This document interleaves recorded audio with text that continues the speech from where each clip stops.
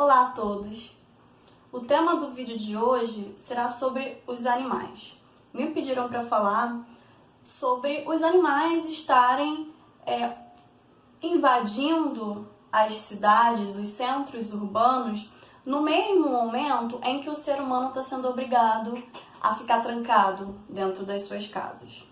Vocês estão vendo aí na tela imagens que saíram em reportagens de jornais que mostram os animais de fato ocupando locais urbanos. E a gente já está careca de saber que só por nós existirmos a gente já impacta o meio ambiente de forma bastante negativa, interferindo diretamente no meio ambiente. No caso aí que a gente viu das reportagens, a gente interfere diretamente nos hábitos de vida dos animais que teoricamente deveriam viver independente de nós, independente das nossas vontades. Eu consigo pensar aí em duas possibilidades que podem estar trazendo os animais para os grandes centros, que atualmente estão desocupados de humanos. Uma das hipóteses é que a nossa existência, por si só, já estaria contribuindo para a limitação do território dos animais, ou seja, o local, o espaço onde os animais podem viver, circular e exercer as suas atividades e funções ecológicas ficam limitados só pelo fato da gente existir. Outra possibilidade é que os animais podem ter a preferência de ocupar os arredores dos grandes centros urbanos. Por quê? Comida disponível. A gente joga lixo fora o tempo todo, restos de comida, restos de cascas de frutas. É muito mais fácil para um animal pegar a comida ali prontinha, no saco, na nossa lixeira, que está na rua esperando o lixeiro passar, do que ir caçar, né? Ir em busca do próprio alimento. Isso acontece, a gente consegue ver muito isso aqui no Rio de Janeiro, né? A gente tem, principalmente na Zona Sul, a gente tem uma incidência muito grande de sagui.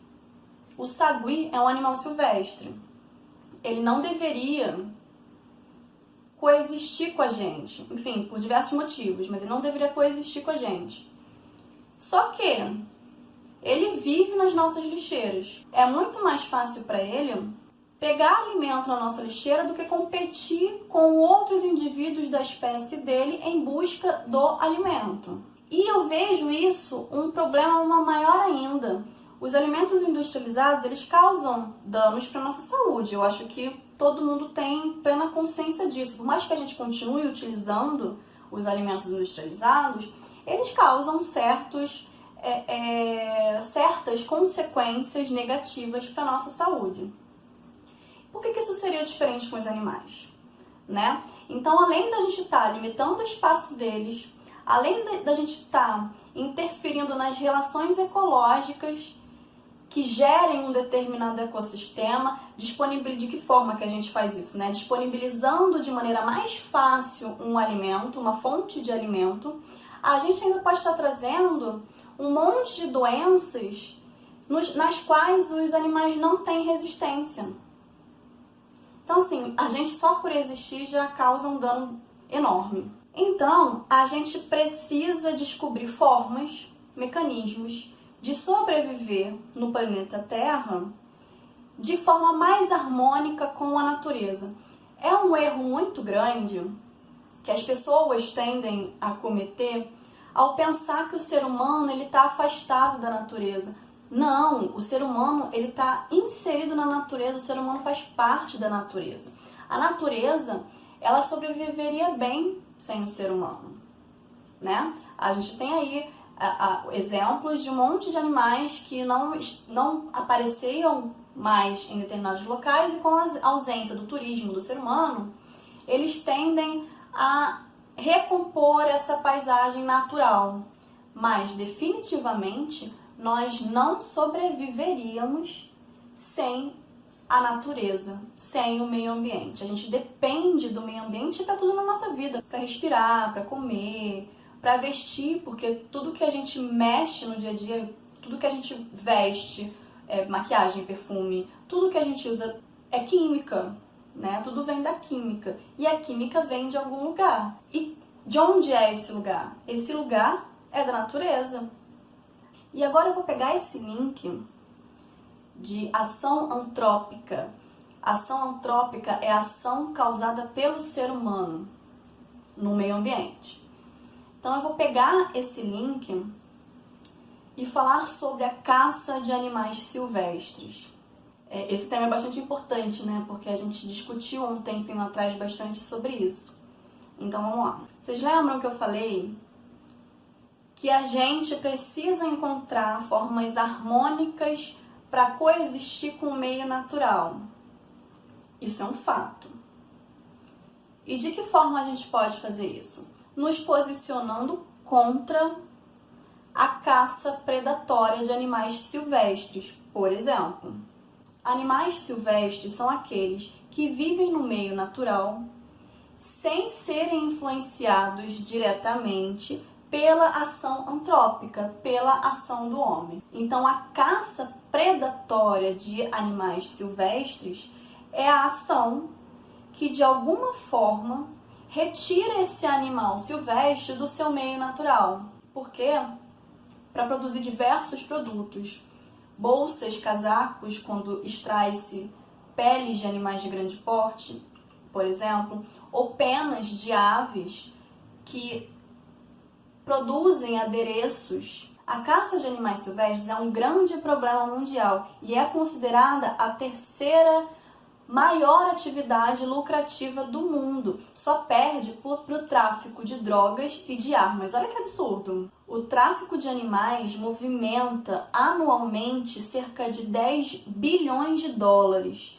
E só no Brasil esse montante corresponde de 1 a 1,5 bilhão de dólares. Então só o Brasil é responsável por cerca de 10% de toda a caça predatória que acontece no mundo.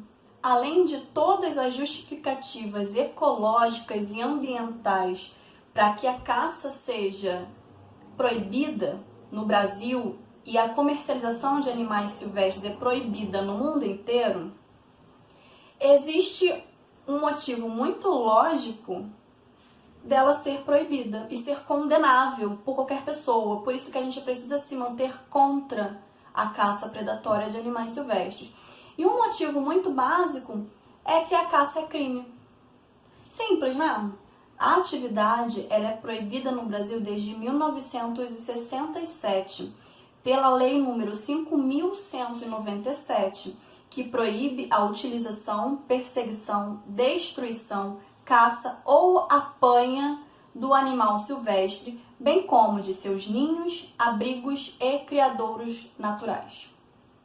Um pouco depois, em 1998, com a Lei número 9.905, a caça de animais silvestres foi considerada crime ambiental, com pena de detenção de 6 meses a 1 ano e multa por matar, perseguir, caçar, apanhar, utilizar espécimes da fauna silvestre, nativos ou em rota migratória, sem a devida permissão, licença ou autorização da autoridade competente ou em desacordo com a autorização já obtida. Então, gente, a caça de animais silvestres é crime, pode dar cadeia e multa. E talvez seja por isso que muitas pessoas se preocupam em flexibilizar, digamos assim, né? Em flexibilizar essa lei ambiental. Porque ela pode dar dor de cabeça para algumas pessoas que tendem a não cumprir a lei. Então, por via das dúvidas, todos temos que cumprir a lei. Óbvio, né? Tá, e só lembrando, gente, que é crime ambiental caçar, manipular ou retirar do seu habitat natural qualquer animal silvestre. Sabe aquele passarinho que você pega naquelas armadilhas, depois deixa preso na gaiola? Então, isso é crime ambiental. Então, eu já falei o porquê não caçar animais silvestres do ponto de vista legal, simplesmente porque é crime. Então, isso já deveria bastar para que as pessoas se conscientizassem que a caça é inadmissível. A gente precisa se posicionar contra em qualquer debate que se tenha. Agora, a gente vai falar o porquê se posicionar contra do ponto de vista ecológico, do ponto de vista ambiental. Vamos considerar uma floresta densa, Amazônia, por exemplo. Todo animal silvestre, ele possui o seu nicho ecológico, ou seja, ele possui a sua função definida no ambiente onde ele vive, no ecossistema onde ele vive. Quando uma espécie é extinta da natureza de forma artificial, por causa da caça predatória, por exemplo, um nicho ecológico fica vago, ou seja, a função que aquela determinada espécie exercia na natureza, no ecossistema, fica vago. E às vezes demora muito tempo para que outra espécie ocupe aquele nicho ecológico que antes estava vago. Não pode ficar vago, porque quando fica vago, toda uma cadeia é desestruturada. Cadeias alimentares são desestruturadas, cadeias que circulam nutrientes pela natureza fica desestruturada. Vamos pensar no papel que um animal tem numa floresta densa. Os animais, eles podem ser considerados jardineiros das florestas. Sabe quando a gente planta uma sementinha no solo, daqui a um tempo vai crescer, vai formar uma árvore, nananana, a gente vai plantar outra sementinha em outro lugar, cresce uma árvore? Então, os animais tendem a também fazer isso. Um animal, quando se alimenta de uma fruta, por exemplo, ele come a fruta e aí dentro do organismo dele, as sementes tendem a não ser metabolizadas. Ou seja, as sementes, elas passam direto pelo trato digestivo e saem do organismo do animal pelas fezes. Aí ele come a fruta de uma determinada árvore, depois ele vai evacuar em outro lugar um pouco mais distante de onde ele se alimentou. O que acontece? As sementes presentes nas fezes dele vai ficar lá naquele local. E existe uma grande possibilidade de, a partir dali, nascer uma nova árvore. E isso vai acontecendo ao longo de toda a floresta, porque os animais se movimentam. E é por isso que a gente fala que os animais são responsáveis pela renovação vegetal das florestas. E sem esquecer, gente, que os vegetais, que as plantas, que as árvores, elas são essenciais para que a gente continue sobrevivendo. Vamos falar de ciclo de carbono agora, então, que os animais, eles possuem aí um papel muito importante no ciclo do carbono. Vocês lembram da ideia de efeito estufa e aquecimento global? Sim, o aquecimento global existe, não é invenção de não sei quem. O aquecimento global é real, é um fenômeno que acontece. Mas vocês lembram dos gases de efeito estufa? Um dos gases de efeito estufa é o gás carbônico, o CO2. Se a gente tiver uma concentração muito alta de gás carbônico na atmosfera, o aquecimento global é intensificado e a temperatura da Terra tende a aumentar de forma muito mais rápida, de forma não natural. O que as plantas fazem por nós? Elas fazem fotossíntese. O processo de fotossíntese retira da atmosfera o gás carbônico para que a planta consiga produzir o seu próprio alimento. Então, o gás carbônico é retirado da atmosfera, o que faz com que o ar fique mais saudável para a gente respirar. E dentro da planta, esse gás carbônico ele é convertido em açúcar, em alimento, para a planta produzir a sua biomassa. Então, biomassa é toda a matéria orgânica que pode ser convertida em energia. Então, o vegetal retirou o gás carbônico da atmosfera, converteu em açúcar lá dentro da planta. Esse açúcar foi lá para os frutos. Um animal foi lá, comeu o fruto. Depois ele andou um pouquinho e evacuou. Vocês conseguem perceber que o açúcar que estava presente na planta foi transferido para o animal e depois transferido para o solo. No solo serve de alimento para vários outros organismos que estão presentes ali. Bactéria, fungos, minhocas, pequenos invertebrados, pequenos insetos. E aí, essa biomassa, esse açúcar, ela retorna para o ciclo. Então, percebam que o ciclo ele é fechado. Ele começa em determinado momento, depois ele passa pelas etapas até chegar nesse momento novamente e retornar. Por isso, né, é um ciclo. Se eu tiro os animais dessa equação, eu não tenho mais renovação das florestas. Eu quero que vocês entendam que todos os seres vivos presentes na natureza têm o seu determinado papel, têm o seu determinado nicho ecológico, que é fundamental, que faz com que toda a natureza esteja em harmonia. E a gente precisa tomar medidas para amenizar o máximo possível os impactos que a gente causa no meio ambiente.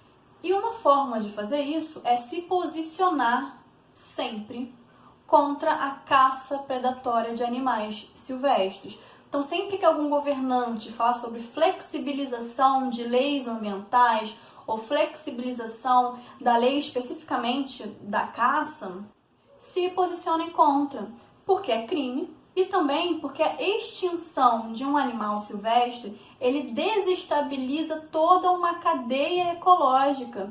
Inevitavelmente, a consequência vai chegar até nós. Então, gente, essa é a mensagem que eu queria passar no vídeo de hoje. Eu ainda farei mais 2 vídeos sobre o impacto do homem no meio ambiente. Se vocês gostaram desse conteúdo, curtam o vídeo, compartilhem e eu espero vocês para os próximos. Até mais!